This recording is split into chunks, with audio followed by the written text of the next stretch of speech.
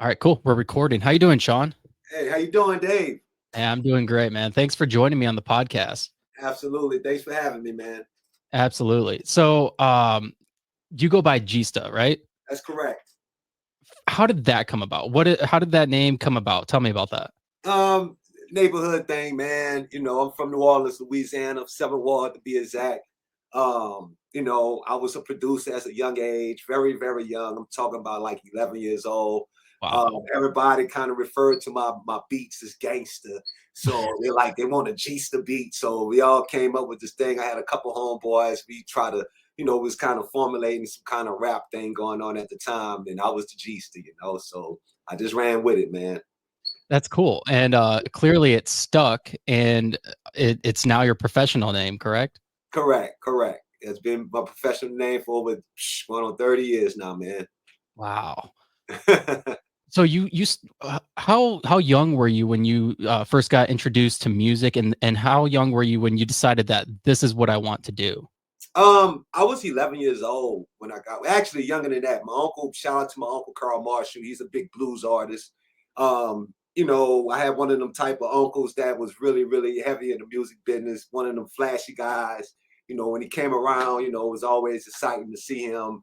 He had this beat machine at the time. I was 7 years old. And instead of him running me away from it, he like, you like that, huh? You like it. And he eventually gave it to me. Eventually, then a couple years later, I was around 89, 90. He moved down to New Orleans, opened up a real big studio facility in the city of New Orleans. And, he offered me a summer job, as a kid, pretty much told me, hey, you can make you a living like this. But I was so intrigued by music already and hip hop and everything. I went on there and started messing around. And he said, hey, man, you're going to get serious about this. You're going to be around me. You're going to have to get serious about this. So he just didn't know I already I love making music. I love music. So that wasn't nothing. And this just stuck with me, man. It was also a refuge for me to do music and stay out the streets. You know what I'm saying? Even though I was surrounded by a lot of stuff that was going on in my immediate home and stuff like that. But music was my refuge, and I always had to get away to go out and do something positive with my life. And it kept me out of a lot of things. You know what I mean? And that's incredible because so many people can very easily go the other way with Absolutely. the circumstances they're given in life. Right, It's so right. so easy to be drug into terrible circumstances when you're kind of surrounded by them. Absolutely, absolutely. And that could have been my situation. The story could have been totally different, but I stuck with it high through junior high school, I was producing at the time. I was, doing demos for kids and stuff like that around my age at the time. And, I was just I was more advanced at my age of production than many were, you know what I mean? And had the guys would come around and be like, hey, this kid is gonna be something special. And from they mouth to God's ears, look at me now. You know what I mean? Man, that is awesome. That is so awesome. Definitely. Yeah, that is. I mean, that's a success story, right? That's like every person who aspires to be a musician or some sort of artist. That's what they want. They want to that. I mean, that's like the golden story right there, right? Where you started young and then you just kind of work your way into it, and then now you're a successful music producer, rapper, whatever it is. Yeah, yeah, absolutely. I mean, it's about the opportunity that was presented to me. I was one of those kids that was fortunate, like I said, to have somebody in my life and a mentorship in my life as a young age, and kept me in the straight and narrow with that. Like I said, music was my getaway. It was my refuge from all of the drama, all of the stuff that I was surrounded by, and it was out also an outlet for me to even when I became, started. Well, I ain't gonna say started rhyming, but when I recorded my rap records, my albums, it was something that I could kind of, kicking on my own music and make my own beats and tell my own side of the story, in my What own artistic way. what kind of things inspired your music specifically? Um, a lot of I'm gonna tell you straight up, a lot of gangster rap at the time. Gangster rap was one of the things that was really popping when I was coming up, especially in the '90s. You know what I mean? That was my era as a kid. And really just by the beats and stuff. A lot of West Coast music. Say I'm from the South. We had a little bit of everything. But a lot of course, I grew up before that, it was East Coast, my sister, my older sister, shout out to my older sister, Delonda. She was the one who really, really made me get into this hip hop thing, and turned me on to it as a young kid. And, once again, I gained the love for it and, listening to artists and wind up meeting those same artists that I grew up on in my journey and Wow. able to have a relationship with those guys and stuff like that. And was able to tell them, hey man, you inspired me as a kid, to do what I'm doing right now and, be able to tell them that. But yeah, man, different genres of music. I didn't just listen to rap. I listened to rock and roll. I listened to a lot of blues, R&B and blues. Um, Worked with a lot of reggae, especially reggae music. I was so heavily influenced by reggae music. Was like playing all day, every day in my household. You know what I'm saying? Uh, a whole lot of different things, a lot of elements. And then by being in the studio setting as a kid with all the musicians that came through and came by and recorded and stuff, I was able to be exposed to every type of genre of music and eventually touched every genre of music. So Wow. it was an adventure, man. So kind of walk me through your story a little bit. You started in high school, and then after that you recorded your own stuff, you wrote your own music, you had your own records. Yes. What came from that? Pretty much, just the love of it. It was an art form, you know what I mean? Just to have the capabilities and the access to the equipment to do these things. You know what I'm saying? Um, Did you you see know, did you see success in the music industry after that? No, because what happened, you go through your emotions of your growth. You know what I'm saying? I didn't take the shortcut. I'm gonna put it that way. A lot of guys they come in, they get a deal as a young kid, and next thing you know, the industry and spit them out by the time they're in their mid-20s or their 30s. You know what I mean? That wasn't my situation. I was able to pick up and understand that this is more of a business. I got more attached to trying to own my own label and my own production company. And I understood that what I was worth. You know what I'm saying? I learned the business. I learned about, and thank God for my uncle once again. My uncle, he showed me a lot of the ins and outs about, points. And, I was registered with BMI at 15 years old and stuff Wow. like that, understanding publishing and, writers and stuff like that, and knowing that what I'm supposed to get, is never what you're worth, is what you negotiate. And I learned that from the great Wendy Day. You know what I mean? Right. And that part of it, just taking those elements of the business side and putting it to what I already knew for as my skills, because you can easily get, like I said, you easily get ate up and swallowed up and spit out in this business. You know what I mean? And I can honestly put my right hand to God and say nobody ever made a penny off the G stuff but the G stuff. You Wow. know what I'm saying? And I'm very, very, very proud to say that. Very That's awesome. That's awesome. How difficult is it to break through in that industry? it's difficult, very difficult because I mean, back when I started, when back in the late '90s or mid '90s or whatever, um, it wasn't so accessible to be an artist. You had to go through the process. You had to go through getting signed. You had to go through A&Rs. They don't have none of that stuff no more, man. You know what I mean? That's Right. the thing. From then to now. I even went through the stages from analog recording to the digital side of recording. You know what I mean? I started on analog. I Wow. started on reel-to-reel tapes and stuff like that, Wow. and modules and a big old 24, 32 channel board and stuff like that. So I seen a lot of evolution of the business with everything from the business side of it. I even said when I did my first album back in '97, which was Misery, um, that album, I was saying then, music is gonna be free at some point. And Wow. look at it now. You get to download music. Now they got smarter with it. You got to, sign up with like these streaming sites. Right. You Right. got access to every song, every album that ever came out that's available. So I saw the evolution of it a long time ago. You know It's what I mean? crazy. It's crazy to think about that. You literally could just record something from your phone and just throw it on a streaming platform.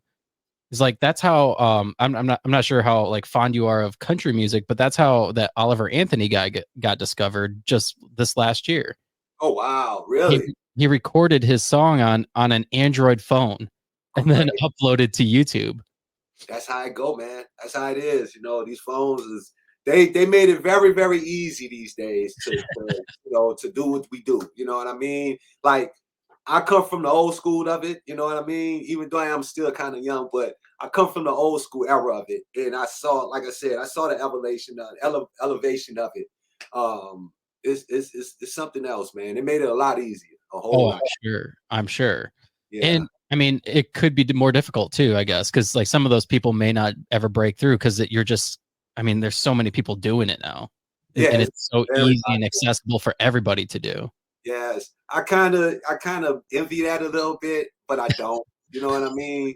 Because when I was starting out, you had to really be good. You had to know what you was doing. You had to be, a really talented person. You got to You be had in to it and know, live the yeah, lifestyle. yeah. You had to really be that. And now, anybody can make a record now, man. It's That's amazing, crazy. and they celebrate it. So it is what it is. It is what it is. Yeah, I mean, it's both a good thing and a bad thing, right? Like, I guess if you're an artist and you're really truly good and you are trying to break through, it could be very difficult and defeating, I'm sure. But Yeah, it can. But you know what else I noticed that a lot of artists that's not so talented, a lot of songs that's breaking through now. I mean, I'm not really keen on the records that's coming out today. Like, mhm, like the album, like my record, Classic Status, right? I put Classic Status out like on the third quarter of last year. I've been recorded the record. I recorded that record back in 2014. And wow, it was a record that I was working on the album for Classic Status because I did a series of mixtapes. Well, what I did, I started it in 2010. And what I did, I took all of the old school records that I grew up on, like in the 80s, and I did freestyles on. That was my first mixtape at the time. And then I wound up doing a volume two. I saw the success with that. I was touring with Bone Thugs and Harmony. Shout out to Bone Thugs and Harmony, my brothers.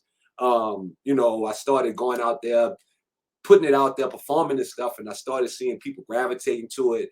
Mind you, social media started to become a really, really big thing at the end of like around 2008, 2009, stuff like that. So you're starting to really be hands-on with the followers and the listeners that's out there, and you start to see what they really, really was gravitating to. And I was able to kind of wing my way through it a little bit and kind of feel my way through the whole motions of that. And then when I did that, I was like, yo, I'm gonna go ahead on and put an album out. Wind up doing several mixtapes. I wind up putting out like about 5 or 6 mixtapes in the process when I did Classic Status. But just so happened last year, 2023, we was able to celebrate the 50th year of hip hop. You know what I mean? Just so happened I had that record in my vault. I went it on and got it mixed out, ran to Hollywood. I'm out here in Vegas now. Ran to Hollywood by my man Dave Banner. Shout out to Dave Banner. He's a big time multi-platinum engineer. Got with Dave, mixed that record down, put it out there, man. And once I put it out there, all of the DJs across the world, they got a hold of it. I'm getting all type of DMs and Instagram and all this stuff. And they like, yo, we love this. We love this. This is great. Is one DJ told me, man, we finally got something that we like. wow, Usually we got to play stuff that, we don't really like and we don't really care, but this is a forever record. And they supported it. I shot the video to it. Shout out to Money Shot Chris and LA Create. They, met him here in Vegas and we got together, shot the video. The video took off immediately, like hit 1 million streams in like 12 days. And, jeez, it's hit 1 million streams on YouTube now and stuff like that. Spotify got over 100,000 some streams on the Spotify. And the records took a life of its own and took off. And now we're here. You know what I mean? Now I'm getting ready to shoot my next video for the album, and that's going to be even bigger than that. So I'm excited about everything that's happening. do you attribute that success to, I mean, obviously you're good at what you do, but you obviously have a team of people helping you. Do you attribute a lot of it to the people you surround yourself with? Absolutely. Absolutely. Absolutely. I love my team. My team is amazing. I got my DJ Blacknificent. Shout out to him. My DJ Dragos, he's out in Hollywood. Shout out to him as well. You know, my film crew, like LA Create, Money Shot Chris, my publicist, um, everybody, man, everybody, my Brandon, my partner Trav, he's my branding guru. You know, we've been together for at least 10 years now. You know, he stepped in when I started the mixtape series and stuff like that. And he came in and we picked up and started rolling, and he kind of helped me rebrand So Stimulus Entertainment to where it's at now. So, you know, my team is amazing and I'm very appreciative of them. I'm very happy, you know. I definitely credit them to answer your question. Yes. That's awesome. Yeah. I mean, it's important to have the right people surrounding you because with that, you can be as successful as you could possibly be. I mean, Absolutely. Absolutely. I totally agree with that, man. Because your team you're just as good as your team are, man. You know, I'm a big engine. I am the engine of the whole operation. You know what right. I'm saying? So I facilitate it all, make sure everything. It's hard now. I mean, the biggest challenge is to trying to get everybody on the same page. But once you get it there, like I think where we at now, we all on the same page and we all moving in unison and we all moving in one accord. And we seeing some great success from it. You know, we just getting started, man. That's I awesome. say even though I've been doing it for many years, but I still always kind of rewrite, re-strategize to say I'm just getting started because I That's know awesome. what's to come. I know what's to come. So I guess like for the people listening, they probably want to know a little bit more about you. What is a normal day in Gista's life? What does a normal day look like to you? What do you do? Well, I'm not just in the music anymore. You know, I had to get older, and you had to get other things to go with that.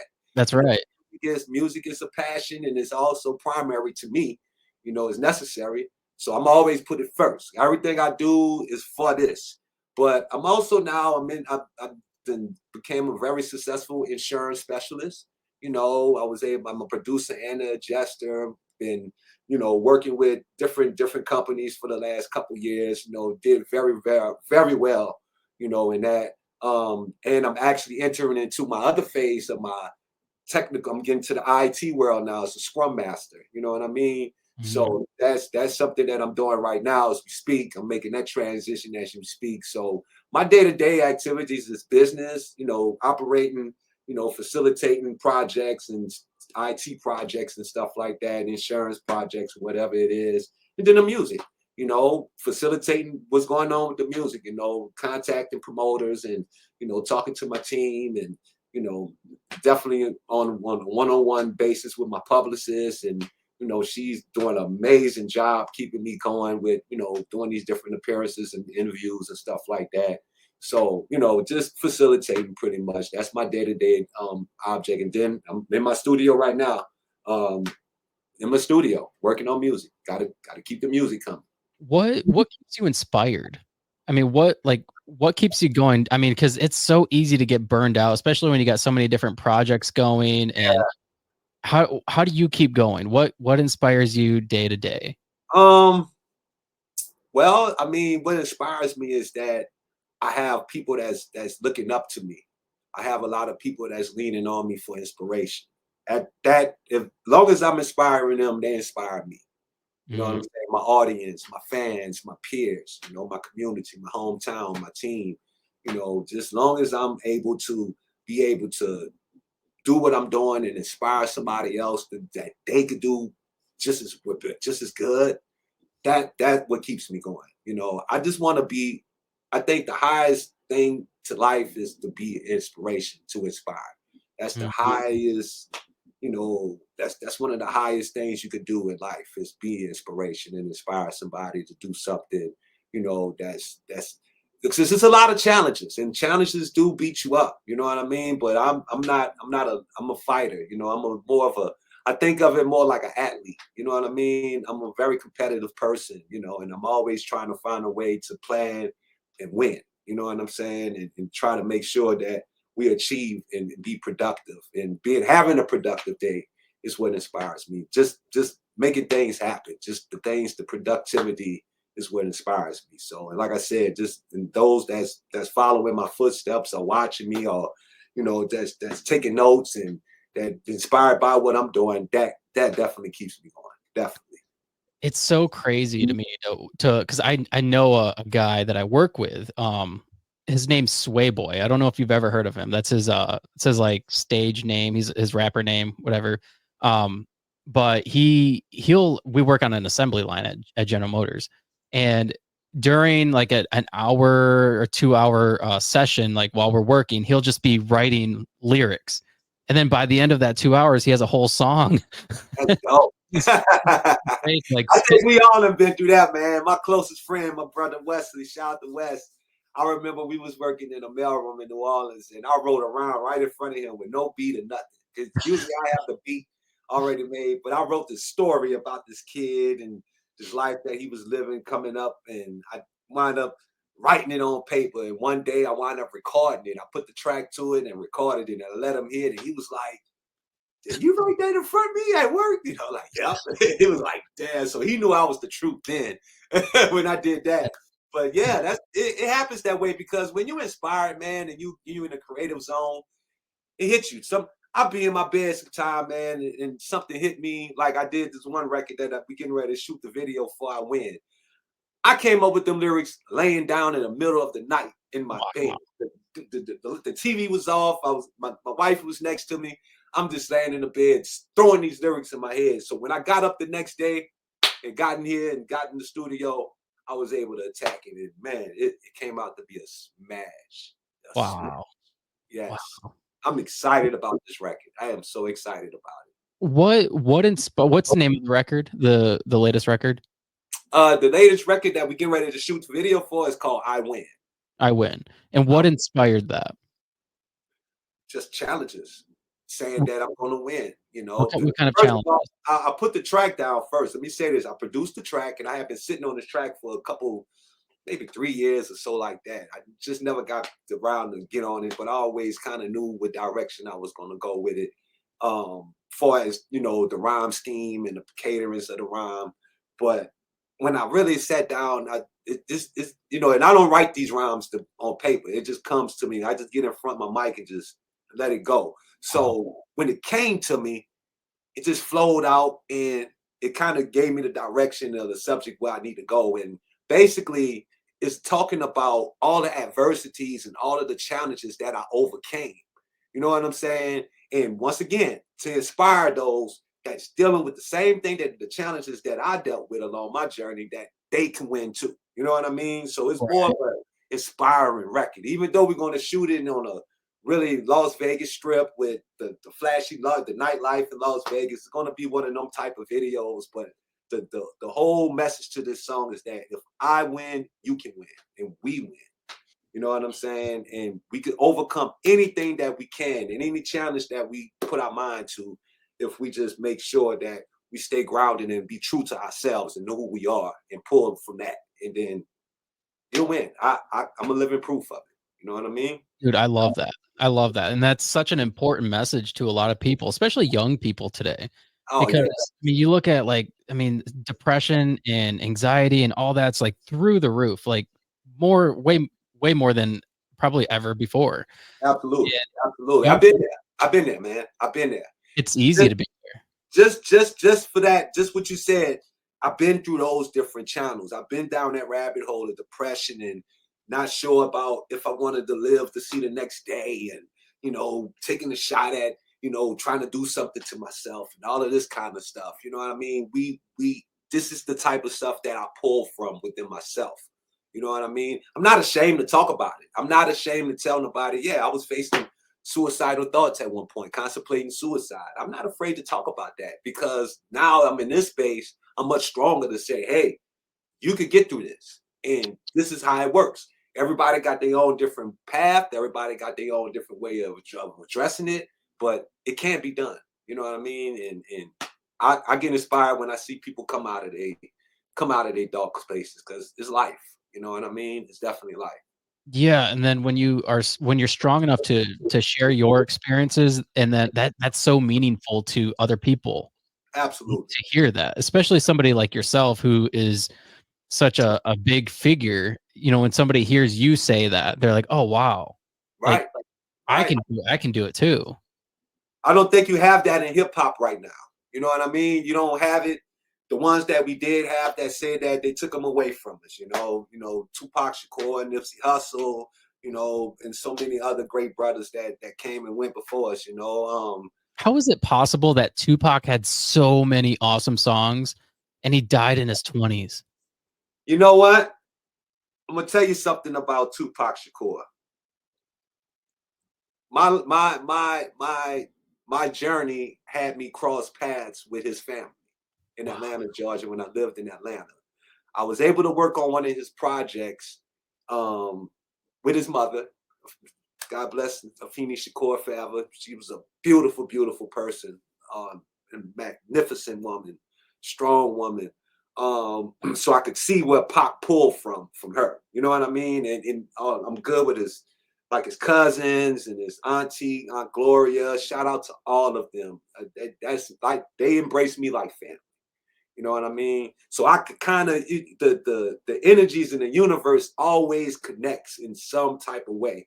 You know, when you're inspired by something and you wind up going down this journey and you wind up meeting these same people that inspired you to be where you are and think Yeah. the way you think. You know what I mean? So back to the point of Pac was just a different individual. I think that this is just me of my assumption of what I observed from him and you know his movement. He was just, you know, Pac had a lot going on in his time as a young man, and he had some really big challenges. Like if he was in his 40s and 50s at the time, you know. But the way he addressed them, you know, like he'd tell you, you know, hey, I made mistakes. I made plenty of mistakes along the way. You know, I didn't have nobody to tell me, you know, hey, Pac, don't go this way or don't go that way. You know, like I maybe had somebody to tell me, hey, Sean, don't go this way, don't go that way. You know, I mean, I had that in my life. You know, Right. I didn't have to go out there and be 8180 head first about it. You know, because I had people that was always around me that really was hard on me and wanted to make sure that I took the right direction. But Well, Pac, you know, was there anybody at the time that was as prolific as him, or was he one of the first? I don't think he was the first.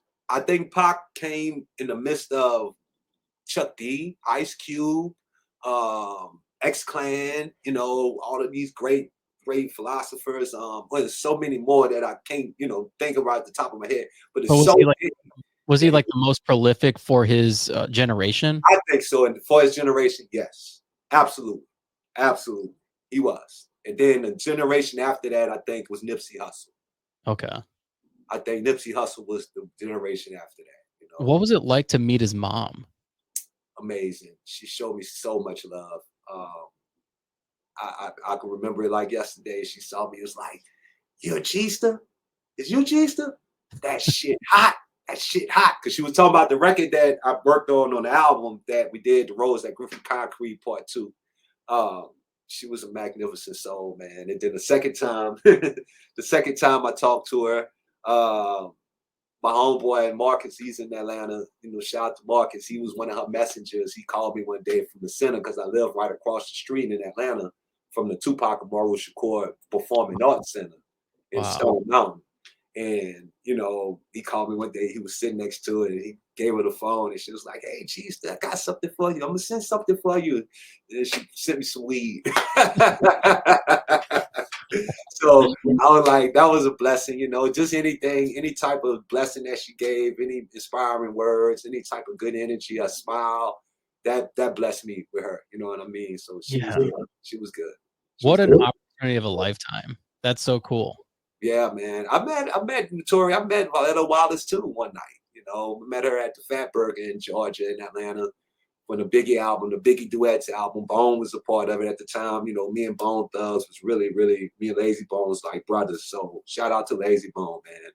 That's my brother. I was, you know, had an invite to the party for the album listening party out that end for one of my good brothers out there. And I invited Lay, like, you need to come meet us, you need to come represent the album because Crazy Bone is on the album. You know what I'm saying? And that was the record, the Spit Your Game, Talk Your Shit, that record.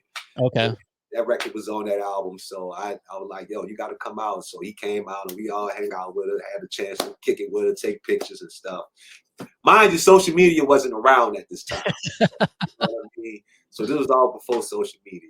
Right. So, Who are, I mean, you had mentioned a few times that you worked with Bone Thugs. What yes. what are some of the other artists that you've had the opportunity of producing for or working with? I worked with BG from Cash Money Records. I worked with BG at the time. He was on his independent role. He did some good things. Worked with the Nappy Roots, did some tours with them. Dougie Fresh is a really good friend of mine. Me and Dougie he called in and did a few drops for me for my first mixtape.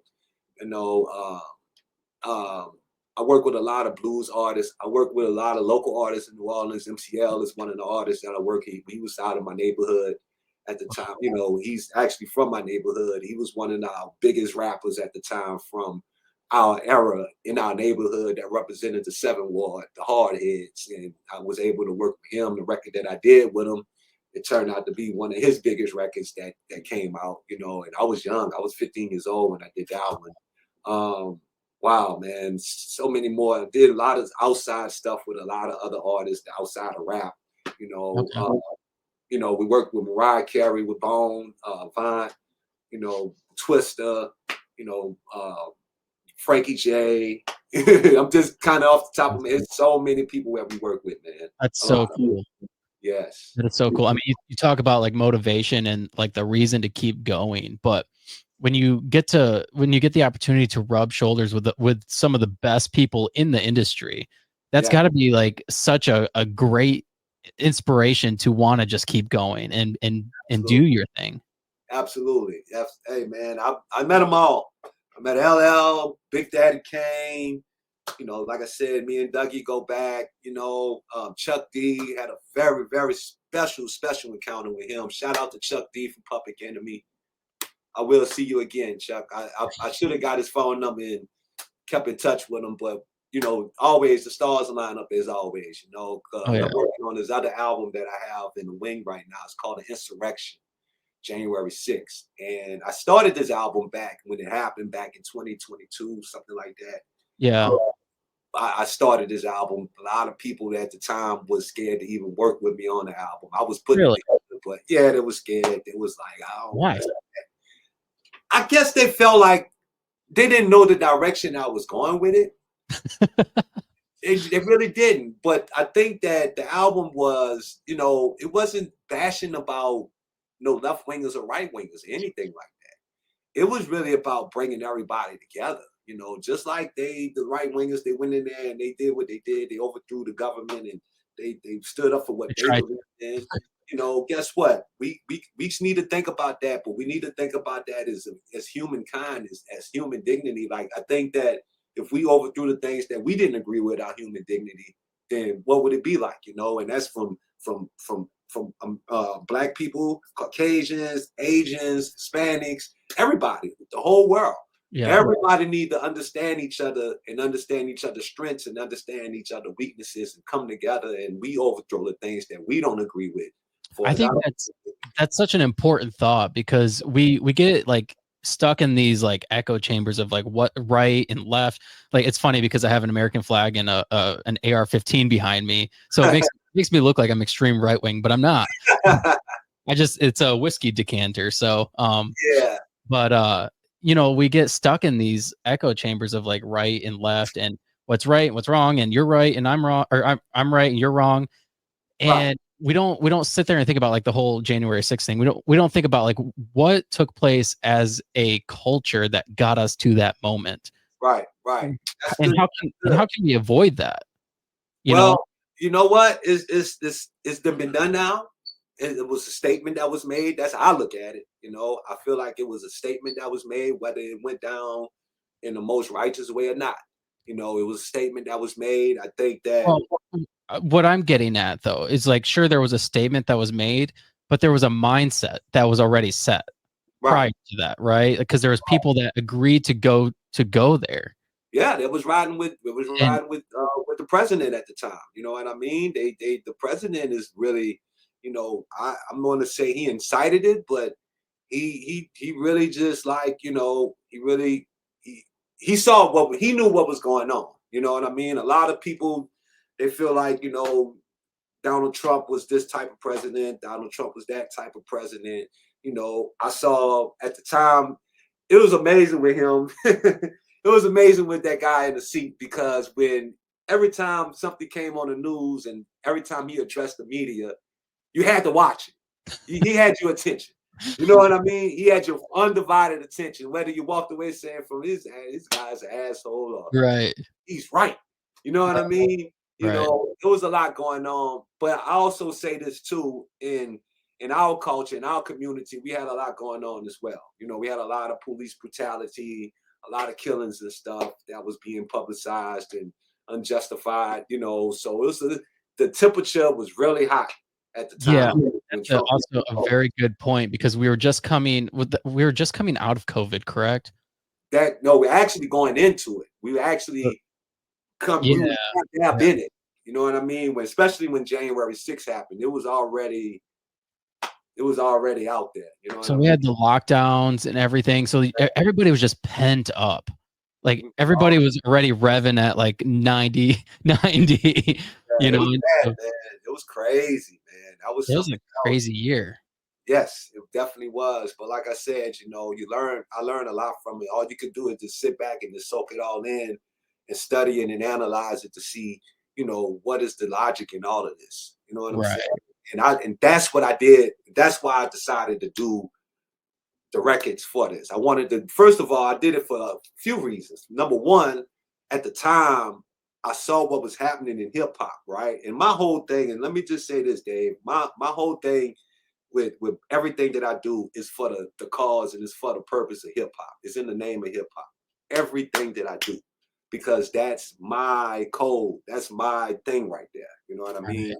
Right. So if I could put it in hip hop form, if I could teach elementary school or elementary kids anything about ABCs, I'm gonna try to put it in a more fashioned way of hip hop because it's more exciting. You know what I mean? Right. It's Right. more attention grabbing, right? Yeah. But I saw this thing, and let me tell you this, I was down with COVID. I was sick with COVID. I caught COVID one time. And this was the time I caught it. This was 2020, I think. And I was sitting back. I was in Texas. I was getting ready to go on vacation, and I wound up going to Texas by my mom. And I caught COVID down there. So my wife, she had to stay here in Vegas. I had to stay away from her for a couple weeks or whatever. Long story short, I was watching the trial of the January 6th insurrection, and I saw the testimonial of, you know, the guys that was the police and everybody that was trying to guard the building and fight off the protesters and stuff. And one guy, he got up there and was crying, a black guy, and he was like how they talked to him and stuff like that. And I felt that. I felt every bit of that. And that's what made me a little more interested in saying, you know what, we need to learn from this. We need to pull from this as a culture, as a hip Mhm. hop culture. We need to pull from this, even though this is not our battle. This got nothing to do with us as in particular. You know what I mean? Yeah. But it does. And it really does, because if we pull anything from this, we'll learn this is a teachable moment. You know what I'm saying? And it's not necessarily bad. It's not a matter of fact, I put myself in the shoes of those people that was out there. You know what I mean? And why they was out there. And I understand it. You know what I mean? I'm not Right. siding with it as right, and I'm not siding with it as is wrong. You know, I'm all about freedom of speech. I'm all about, you know, free will. You know what I mean? And Right. stressing what you need to say. But I pulled from that and I said, I got to talk about this stuff. But I got to come across. I don't want to come across as being one sided. You know, my little brother, he kind of gave me the analysis like, you need to tell it all. Don't tell it from one side, tell it from all.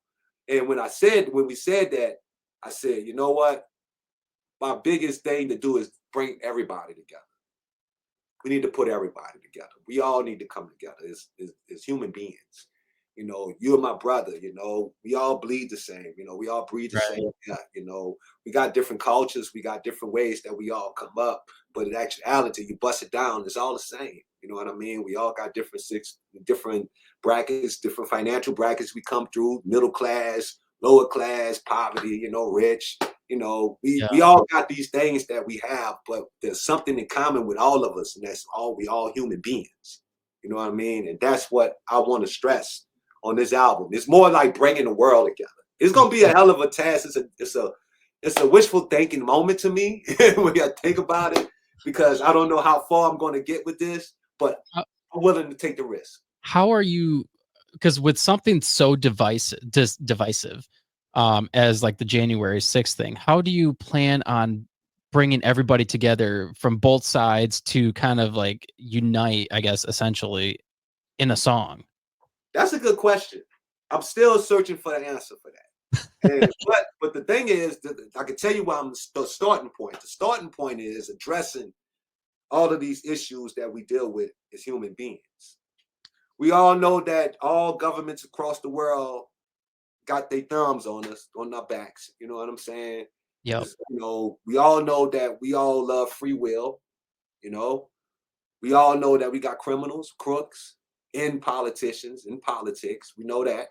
You know, so where is the righteousness at? You know, where are the people that's going to stand for the right? What's that's going to Mhm. stand up for righteousness? You know, Right. where's the thing about one nation under God? Where's that? Is that gone now? You know, Right. because when we was in elementary school, we saluted the flag and we said, "One nation under God, indivisible, with liberty and justice for all." Where is that? You know, so Well, that's a starting point for me. at some I'm point, that became super controversial to do. I know, and I don't understand that. I I don't. don't. I think we come from a different a different era, but I don't understand it either because it gave you a sense of unity when It's you growing up. You realize that you're part of something that's bigger than you, and you're bigger than the classroom. You're part of the country, and absolutely. if you don't do that, you don't practice that. You don't. I guess you lose that sense of unity in a way. Well, that's the point, right? The thing I'm trying to make is that that's what I'm trying to restore the unity, if that makes sense. This Yeah. insurrection thing is not what people going to think it is. I know people going to look at it. I got the album covers done and everything. You know, the artwork is crazy. I think the artwork itself is going to be very controversial. But I love it. yeah, I know. But this is hip hop, right? So you got to push the line. Yeah. Um, you got to push the line. So my whole point about this is re-inciting unity, with bringing unity back to our whole community as a whole. And like I said, everybody. You know, I don't look at you no different than I look at my other brother Dave. You know what I mean? I don't look at nobody no different. We all in this together. You know, we all got adversities and things that we challenge with in the society. You know, so what are we gonna do? What are we Yeah. gonna do? Because Absolutely. at the end of the day, if you look at hip hop and the state of hip hop, where it's at, and the powers that be that's running hip hop, they're not trying to unite us. They're trying to divide us, man. You know what I Now, mean? you say the And powers that be. Who would that be? I would say the record label execs that don't know much about the culture, that they only looking at numbers. You know what I mean? They're just looking at numbers. They're not looking at the lives that it's touching or the lives that it's destructing. You know, when you put out, and I'm not naming any type of artist, but when you put out the type of music that's out now for the girls, the young girls that's coming up to look up to, where are we going? What are we doing? You know, Mm, right. the young brothers that's claiming the set and this, that, and other that don't rightfully belong to them. What are we doing? But these are the records that they're putting out there. We got all these snitching applications and all of these different things that's put out there in hip hop that's very poisonous, that they don't want. Rap used to be a thing where we was able to learn from each other. When I never really heard about it until I heard Ice Cube speak about it, or Tupac speak about it, or Chuck D, or Karis One, or any one of these great MCs. Well, you Um, kind of go back if you go back to like rap battles, mhm, right? That's the foundation of learning from each other because you're riffing off of each other's rap. Yeah, rap battles are. I just went to recently. I just went to a rap battle here in Vegas. The cookout. Shout out to my man at that gas station studios out here in Vegas, man. Damien and Gas, man. They put on a really big. They got this thing they got going on, and man, I had a blast. It was a blast. These guys, they were very disrespectful. The rap battles that they doing now is very disrespectful, but it's so entertaining and it's good sportsmanship. That They I mean, you kind of have to have that, right? You have to have definitely sort gotta of have sort of have to have thick gotta skin. have it. You gotta have it, man. It's all good. You lose, you lose. You get but everybody that touched that stage that night was extremely talented. I mean, very talented. Is And that something that you dabble in a little bit? Do you do rap battles at all? nah, I'm No. not. No, I don't want to do that. I don't want to do rap battles. I'm just a spectator. I'm just actually admirer. I would imagine that's got to be like a kind of a different level of like talent in a sense, right? It's kind of like doing stand-up comedy. Like It's it definitely, you have definitely. to like I don't know, it's a skill I guess you have to develop.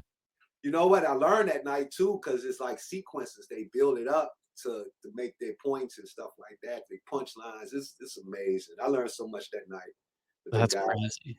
I'm not trying to be a battle rapper. I could never do that. I'll just make good records. Let me just make my records and produce, and I'm good. So what kind of artists do you take on other artists to produce them or like I work with a lot of artists, plenty of artists. Right as far now as like up and coming or do you work with already established artists? I work with both. I work with both. Okay. Right now, I'm not trying to sign any artists. My thing with the younger artists that's coming up under me, I tell them I don't have to sign you because you can do this on your own. You got social media. You got something that I didn't have when I was coming up. If I would have had social media and all that stuff when I was in my prime, back in the early stages in my career, I would have been blew up years ago, years ago. But it's fall. It all set for them now. They could do these things on their own. Now I give them. I'm an A&R. I did have a position with this company in New York, and as an A&R. You know what I mean. I worked on a project for VH1, the Planet Rock project that came out some years ago, back in 2011. I did the soundtrack for it, but it kind of fell through the cracks because the deal fell through the cracks with VH1 with the company that I was with at the time. But I never took away the title of A&R because I played that position and I'm willing to do it again, after I make my thing solid, after I get Right. everything out like I want to do it. But far as developing artists, I think that's what the business also is missing. We're missing A&R ship. We're missing, the artist development and stuff like that.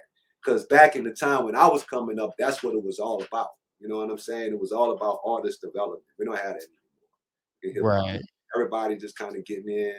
And matter of fact, the artist development, if you're looking at them on YouTube and just, Instagram and all of these different platforms, that's their development right there. They get known from that and making money doing it. So can't stop that if it's working for you. Right. So Yeah, that's that one rapper that I was telling you about earlier, Sway Boy that I know, he has a pretty big following on TikTok. And awesome. TikTok is the move, man. TikTok is the move. That's where everybody is. I'm just getting on TikTok, by the way. I'm just starting to learn Really? TikTok. Yeah, I put a few videos out on it now, and it's growing every day. I'm getting followers every day on it. I'm not up there yet, but eventually it'll grow. You know what I mean? And Yeah. I'm incorporating it in more like stuff that I post and stuff like that. So yeah, Right. Right. it's all good. I like TikTok. I like TikTok a lot. So when can people expect your newest album to drop? I'm shooting for the springtime release, classic status. I'm rolling out the album now. I'm in the studio now. I'm looking at it. We're going to shoot, like I said, we got the video I win coming out. That's going to probably release in March. Okay. And behind that the album is going to be coming out right behind that. They're going to be looking for it then somewhere between March and April, something like that. What do you anticipate happening after you release it? What kind of success do you think it'll bring? I think it's going to bring. I think it's going to put things back in perspective with the core of the hip hop, the hip hop foundation. I think that it's going to, because what I really want to do with this album is bring back the MC and the DJ essence of it. We don't have that anymore. You know what I'm saying? Remember, we used to have CL Smooth, Pete Rock and CL Smooth, DJ Jazzy Jeff and the Fresh Prince, Right. Rap and DJ Polo and Gangstar with DJ Premier. Rest in peace to the great Guru. All of these different. We don't have that anymore, and that was the essence of hip hop because we always had an MC, and a DJ. I'm bringing that back to it. And with DJ Blacknificent, I actually got two DJs, DJ Blacknificent and DJ Dragos. I'm bringing it back to those guys are pros. Those guys, I'm standing on the heels of those guys, on the shoulders of those guys. But I'm bringing that back. This album is going to bring back those essence. It's going to be a feel good album. I don't want to put anything dark on there. I got one inspirational song called "I'm Blessed" that I'm going to put on there. It's very inspirational. If it ain't inspiring and it ain't fun, I ain't putting it on this album. You know what I mean? Because I'm kind of making way for this Insurrection album. This Insurrection album is going to be a little bit more darker and turned up, you know, on the political side. That I'm gonna need to save all of that for that book right there. You know what I'm saying? Well, I'm just gonna say, you know, the thing is like so many people get very upset about controversial stuff. You know, whether you agree with it or you don't agree with it. I don't know if I'll agree with it or not. That's the thing. I'm sure that I will because you plan on bringing everybody together and you try and unite. But I just love that you're taking that step. Absolutely. And you're taking the step and you're kind of putting yourself out there in a vulnerable way to where you don't know how the public's going to how they're going to perceive it. I'll put it to you this way, right? There's only one way to find out. There's only one way to find out. I'm very keen on what I'm trying to do. I already know the mission. I know what the purpose is, and also I'm a spiritual person. So at the end of the day, spiritually, the gods is going to allow me and take me where I need to go, and they're going to put the right things for me to talk about and address in this project. So far, like I said, I got 7 records done for this album, for the Insurrection. 7 strong songs. I mean, strong. And it's gonna make sure it's gonna shake up the hip hop.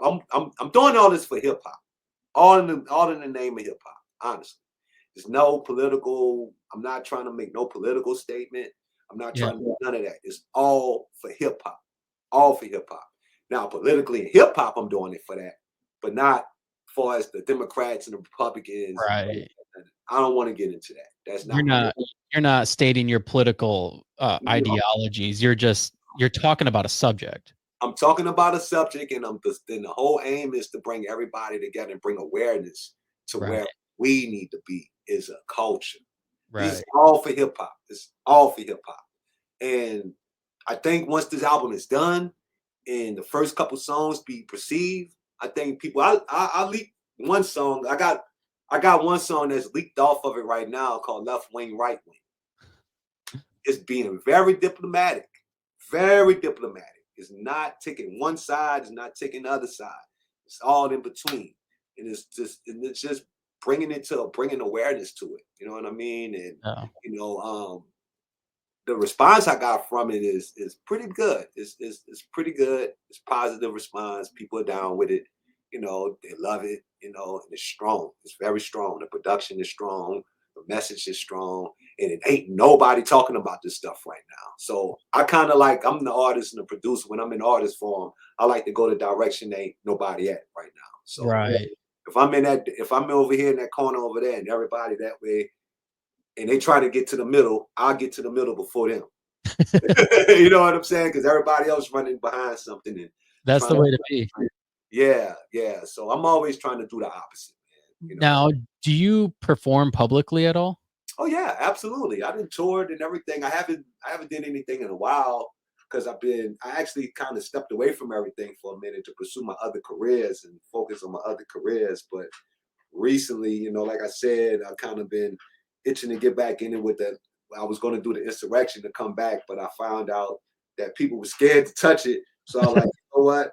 Let me try another direction here. Then you got the hip hop 50th anniversary and came by, and Classic Status was on my table, and I had to put it out, and I pitched it out there, and people gravitated to it, and they want more. So I got to give them more. I got to. They pull me back into it now, so I'm full throttle with it now. So that's awesome. Actually, you're gonna be seeing. I will be touring soon. I just ain't got nothing lined up yet. I'm trying to finish the album. I kind of don't want to be out there right now. I got a lot of stuff my team is bringing to me right now, a lot of appearances and all that kind of stuff. But I just want to finish this album first. And once I finish it, get it all the way super solid, I'll be ready to get on the road and do a couple shows. Do you think you'll perform outside of Las Vegas? Of course. Or in other states? Absolutely. Every time I do shows, it's always on tour. What about Michigan? You think you'll come to Michigan? Absolutely. Absolutely. Yeah. Michigan will definitely be on the menu. When you come to Michigan, let's link up. Absolutely. I would love to, man. I'm going to reach out to you as well. So that's All right. All right, cool. Cause I'll come to the show and we'll do some sort of interview again. Yeah, absolutely. I would love to, man. You already know, man. That's a definite. All right. That's awesome, man. I'm excited now. You Yeah, need to tour. yeah. I'm excited too, Dave. I'm excited. Look, I'm excited that you're excited. You know what I'm saying? That's what it's all about, And it's been a long time coming for me, man. I've been in business for a long time, and I've been through so many different eras and different phases in the game, and just to be able to share my 1-2 with everybody and put my perspective out, because I done helped so many people out with their albums and produced and got behind this stuff. I never really was able to really get my thing together like I really wanted to. And now it's all kind of making sense and it's all kind of lining up. So I'm very, very excited about what's happening right now. And so far this year, 24 has been a busy year for me so far, man. So I far, love it. really crazy. Well, I hope nothing but success for the album and for you. Thank And you. and I can't wait to see what comes next. So Man, I win. That's the next single. It's ready. It's done. We're gearing up. The video shoot is here in Vegas. I wish it was here, man, on the 24th. We're shooting a video. It's gonna be a major video. It's gonna be a huge video. Um, with the success of Classic Status and all of the response from Classic Status, like we hit a million views in like 10, 12 days on World Star, and now it's at 1 million views on YouTube now, and the responses is crazy, the streaming is crazy. So I'm looking forward to this one because everybody, my whole team, everybody around me, like, yo, this I win is going to be the one. The sports arena is going to pick this up and run with it because it's one of the type of records. It's up tempo, it's hyper, it's empowering, man. It's one of them songs you put on in the morning when you wake up and get your day started. You know what I mean? It's one of them type of songs, and that's we all had one of them albums that we listen to, a song, or even put it in a playlist, and you got that one song that you get your day started with, and you get your blood pumping. You know what I'm saying? This is that record right here. That's awesome, dude. That's so awesome. I'm pumped. I can't wait to listen. Absolutely. I can't wait to give it to you. Well, thanks for doing the podcast. This was honestly, when I logged on, I'm like, I don't know how this is going to go. I don't know what I'm going to talk to you about. Nah, it's all good. I don't know what the subject's going to be. I knew that you're a rapper and I knew about your success. I've read about you. I've listened to your music. I've seen all those things, but I'm like, I don't know like how we're going to connect because I'm not a musician I'm not. I played trumpet in high school. That was it. But besides that, I'm not a musician. So I'm like, I don't really know how I'm going to connect with you. But no, you're an easy person to talk to, super down to earth. And this was a lot of fun. Hey, man, I appreciate it, man. It was my pleasure, and I wish you the greatest success. Rising Above podcast, man. I really appreciate the opportunity to come out and share my side of the story, man. And I'm really, really excited to give you guys what's coming. Like I told you, I'm just getting started again, man. I'm just cranking the engine back up, and so far it's been running. It's running smoothly, and everything is popping. And once I finish this album, my focus right now is to finish the album. Get the album done, rolling it out, and getting it out to you guys, man, and having you guys enjoy it. Because once you hear the whole project, and you hear every song, and you hear how it's all matched together, you'll get the full vision of it then. You know what I mean? Right. I also got this other album that I got in the works too that I'm going to do with my partner, Raziendo. Shout out to Raziendo, my Belizean reggae artist. We're getting ready to do something like a Distant Relatives with Damian Marley and Nas did. Getting ready to do one of them. And we've been brainstorming on that one too. And that's another project that I'm really excited about getting to as well. But that's going to be after the insurrection and and stuff like that. It probably won't come out to 25, to be honest with you. But we'll start on it. But we're going to start on it like soon, real soon.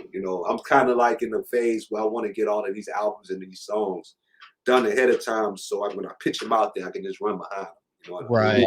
So when you drop your album, is it going to drop on streaming platforms like Spotify? Apple? Yeah, it's going to be everywhere. It's going to be on all streaming platforms, definitely. Most definitely. Cool. I got distribution set up already for it and stuff. You know, I got a label just reached out to me in Canada yesterday.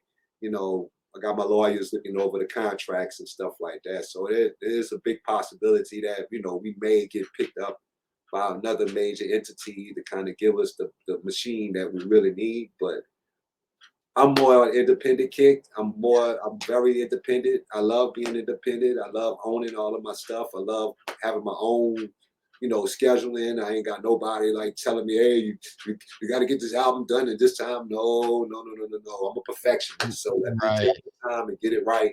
So when I deliver it, the people be happy with it and it changed the world. And that's what we're trying to do. That's awesome. Definitely. I love it. Thanks again for doing the podcast. Is there anything else you wanna shout out there before we wrap it up? Yo, check out my website, www.soulstimulusent.com. Check me out on all the social media. Follow me at Gista_G on Twitter, Facebook. I just the official Gista page. You know, Sean Gista Self is my Facebook page. TikTok, Gista_G. I'm all over the internet. They're pretty much just Google me, man. I'll have all that in the show notes too, so anybody listening can just go there and find you. So yeah, look out for Classic Status. The video out right now. Check out the video. Support the single. Real hip hop is back. You know, shout out to DJ Blacknificent. You know, he's on the record and you know, we're doing an amazing job right now, man. We just getting started, man. So y'all look out for everything, and I appreciate all the love and support from each and every one of you guys across the world. This is a worldwide movement. Absolutely. All right. Thanks a lot, G. So this was a lot of fun. Thanks, David. Thanks for having me, man. Blessings to you and Rising Above podcast. Peace, man. All right. Peace. Thank you. Thank you.